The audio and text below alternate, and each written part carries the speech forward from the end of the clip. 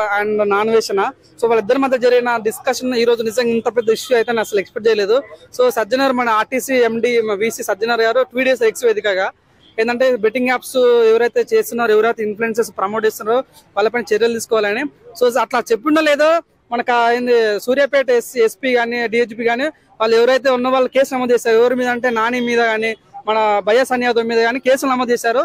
నిజంగా అంటే ఇప్పుడు ఏమైపోయింది అంటే సహజంగా కొన్ని వీడియోలు వేస్తారు స్టార్టింగ్ ఏదో ఫేమస్ కావాలని కొన్ని మంచి మంచి వీడియోలు వేస్తారు.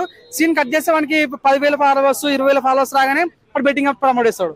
చిన్న వాళ్ళు కూడా అంటే నిజంగా ఏమైపోయింది అంటే ప్రతి ఒక్కరు కూడా సాధారణ డబ్బులు నువ్వు అంటే ఇన్స్టాగ్రామ్ వచ్చిన డబ్బులు కన్నా కూడా బెట్టింగ్ యాప్ డబ్బులు ఎక్కువ వస్తున్నాయని బెట్టింగ్ యాప్ చాలా ప్రమోట్ చాలా మంది చూస్తున్నాం. మన 1000 మంది 2000 మంది 5000 మంది 10,000 మంది ఫాలోవర్స్ ఉన్న వాళ్ళు కూడా బెట్టింగ్ ప్రమోట్ చేస్తుంటే సో వాళ్ళ డబ్బులు సంపాదించారు. ఓకే, కానీ ఎవరు డబ్బులు నష్టపోతున్నాయి అంటే ఇంటర్లో చదువుకున్న పిల్లలు 10th ఇంటర్ డిగ్రీ చేసిన పిల్లలు నిజంగా అప్పుడప్పుడు చిన్న చిన్న అవసరాలు లైక్ స్కాలర్షిప్ కావాలి, లేదా స్కూల్ ఫీజు కట్టాలని పేరెంట్స్ లోన్ బెట్టింగ్ లో పెట్టి డబ్బు సంపాదించు. అది డబ్బులు రాని కొద్దిగా ఆశగా ఫీల్ అయ్యి సంతోషంగా ఫీల్ అయ్యి నెక్స్ట్ ఏంటంటే ఉన్న డబ్బులు మొత్తం ఓడుకుంటారు. అంటే చాలా మంది స్టూడెంట్స్ కానీ నిరుద్యోగులు కానీ చాలా మంది సూసైడ్ చేసుకున్న రోజులు ఉన్నాయి. సో అనుకున్న చాలా నుంచి ఏంది బెట్టింగ్ యాప్స్ చాలా మంచి మంచి వ్యక్తులు కూడా బెట్టింగ్ యాప్స్ ప్రమోట్ చేశారన్న చాలా మంది ఉన్నారు. పేర్లు ఎందుకు లేగానే చాలా పెద్ద పెద్ద వాళ్ళు బెట్టింగ్ యాప్స్ చేయండి, ఆ టెలిగ్రామ్ రండి లింక్ పంపిస్తాం, ఇన్స్టాగ్రామ్ రండి లింక్ పంపిస్తామని చాలా మంది యువకులను చాలా మంది నిరుద్యోగులను చాలా మంది యూత్ని ఖరాబ్ చేసిన రోజులు ఉన్నాయి. కానీ అటు టైంలో మన ఈయన ఉన్నాడు నాన్ వేషన్ అని తన ప్రపంచ యాత్రికుడు ప్రపంచం మొత్తం తిరుగుతాడని ఏ రోజు కూడా ₹1 బెట్టింగ్ యాప్ ప్రమోట్ చేయలేడు.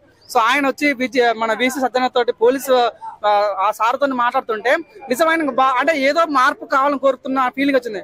ఒక్క దెబ్బకు బయ్యాస్ యాదవ్ అరెస్ట్, ఒక్క దెబ్బకు మన లోకల్ బాయ్ నాని అరెస్ట్, ఇంకా చాలా మంది తవ్వుకుంటూ చాలా మంది ఉన్నారు. సో వాళ్ళందరినీ కూడా అరెస్ట్ చేయకపోయినా పర్లేదు, కానీ ఒక స్ట్రాంగ్ కమిట్మెంట్ వాళ్ళ నుంచి తీసుకోండి, వాళ్ళ నుంచి ఒక స్ట్రాంగ్ వారింగ్ చేయాలి మనస్ఫూర్తి. కానీ ఎడకెళ్ళకైతే అప్పుడు ఎప్పుడో ప్రియాంక రెడ్డి హత్య కేసులో చూసాం మనం ఈయన సజ్జనర్ని, మళ్ళీ తన కంబ్యాక్ ఈ రకంగా రావడం అనేది చాలా హ్యాపీ ఫీల్ అవుతున్నా. సో నిజంగా దయచేసి పేరెంట్స్ రిక్వెస్ట్ చేస్తున్నా, మీ పిల్లలకు బెట్టింగ్ యాప్స్ దూరంగా ఉంచండి.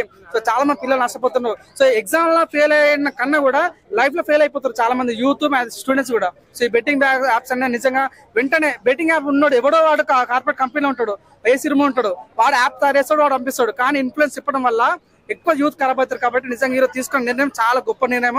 సో నిజంగా ఆయన పాపం ఆయన రమాబాయ్ అని ఎక్కడో ఉంటాడు, యూకేలో ఇంగ్లాండ్ ఉంటాడు, తను కూడా ఒక ఉద్యమం స్టార్ట్ చేసిండు అప్పట్లో కిల్ బెట్టింగ్ యాప్ అని.